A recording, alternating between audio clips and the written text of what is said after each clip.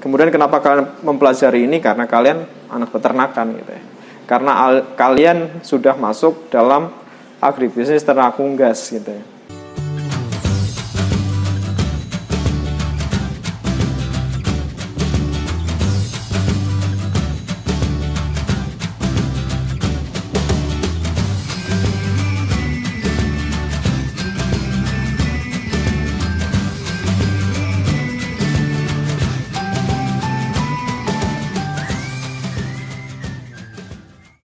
Assalamualaikum warahmatullahi wabarakatuh.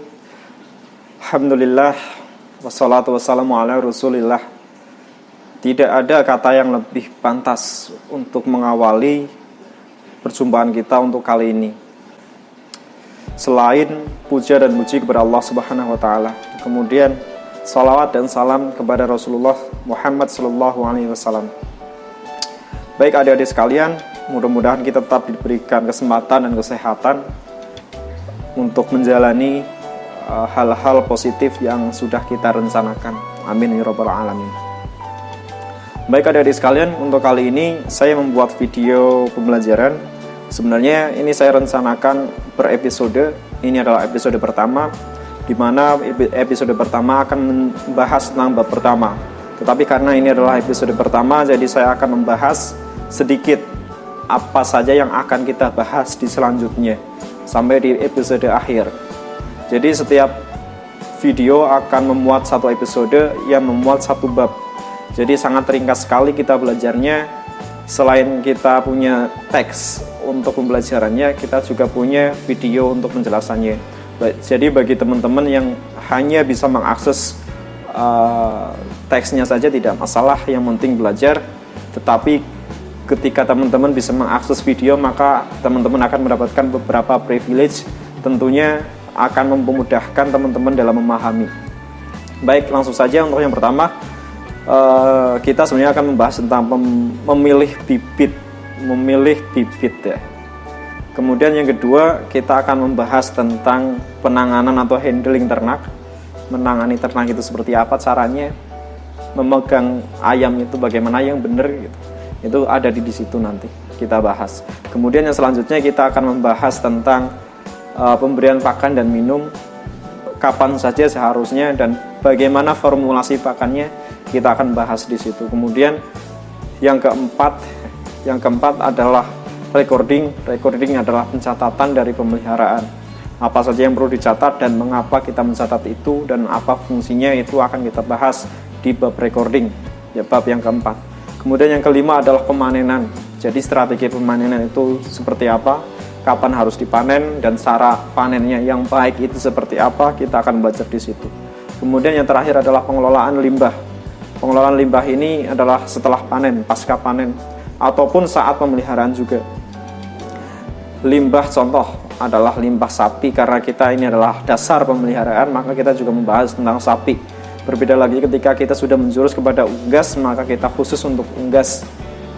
Contoh unggas ya seperti ayam, seperti bebek, pokoknya aves gitu ya, itu adalah unggas. Kemudian untuk pengelolaan limbah ini akan menjadi apa saja ketika diolah seperti itu. Teknologinya apa saja kita akan bahas di situ. Baik adik-adik sekalian, untuk kali ini kita langsung belajar tentang pembibitan, tapi memilih bibit yang baik.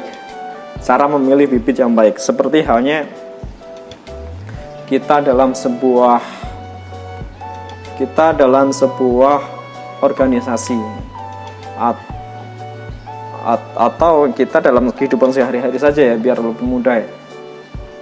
Ketika adik-adik sekalian memilih pasangan gitu ya, ini bukan pasangan hidup ya, karena adik-adik sekalian masih SMK, memilih pasangan teman gitu ya. Adik-adik sekalian pasti memiliki first impression gitu ya. Pertama kali kalian melihat teman kalian, itu ada beberapa ciri-ciri contoh ya.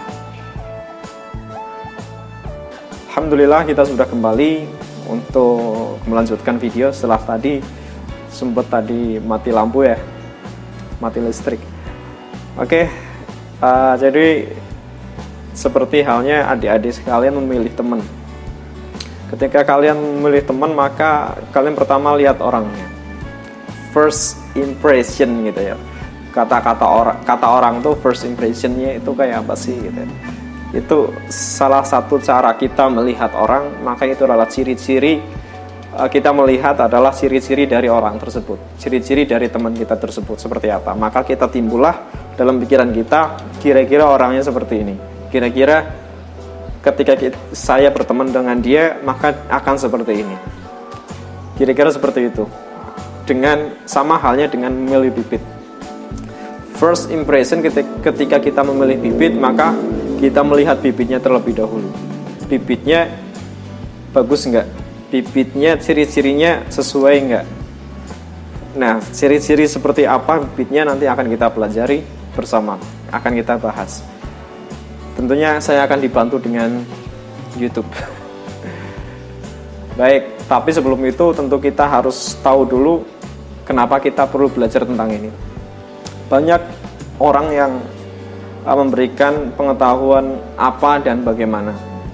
Apa itu pemilihan bibit, kemudian bagaimana caranya, maka itu mereka kasih tahu, maka itu kalian tahu, maka itu kalian pelajari. Tetapi tidak banyak orang yang memberitahu bahwa mengapa kalian perlu belajar itu. Kenapa? Karena itu hal yang pokok justru. Mengapa itu harus dijawab terlebih dahulu sebelum menjawab apa dan bagaimana. Contoh, ketika kalian tahu apa itu sholat, kemudian kalian tahu cara sholat itu bagaimana. Tetapi ketika kalian tidak bisa menjawab mengapa kalian sholat, maka itu sia-sia. Kenapa sia-sia? Karena kalian tidak mengerjakan sholat. Kira-kira seperti itu. Karena apa? Karena kalian tidak bisa menjawab mengapa. Karena kalian tidak punya alasan gitu. Kenapa harus sholat? Kenapa harus sholat? Walaupun kalian tahu sholat itu apa dan sholat itu bagaimana. Kira-kira seperti itu adik-adik sekalian. Sehingga mengapa kita perlu belajar untuk memilih bibit? Jawabannya simpel. Karena kita ingin tahu bagaimana performance. Karena kita ingin tahu, karena kita ingin memastikan bahwa starting itu penting untuk ending yang baik. Startingnya adalah memilih bibit. Memilih bibit itu dilakukan di awal gitu ya. Maka starting itu penting untuk ending yang baik. Kira-kira seperti itu. Jadi saat pemanenan itu akan ditentukan juga oleh pemilihan bibit yang baik. Seperti itu adik-adik sekalian. Kemudian kenapa kalian mempelajari ini? Karena kalian anak peternakan gitu ya. Karena kalian sudah masuk dalam agribisnis ternak unggas gitu ya. Maka kalian perlu melakukan pembelajaran ini. Kira-kira seperti itu adik-adik sekalian. Kenapa kalian harus belajar tentang ini? Karena starting itu penting untuk ending yang baik.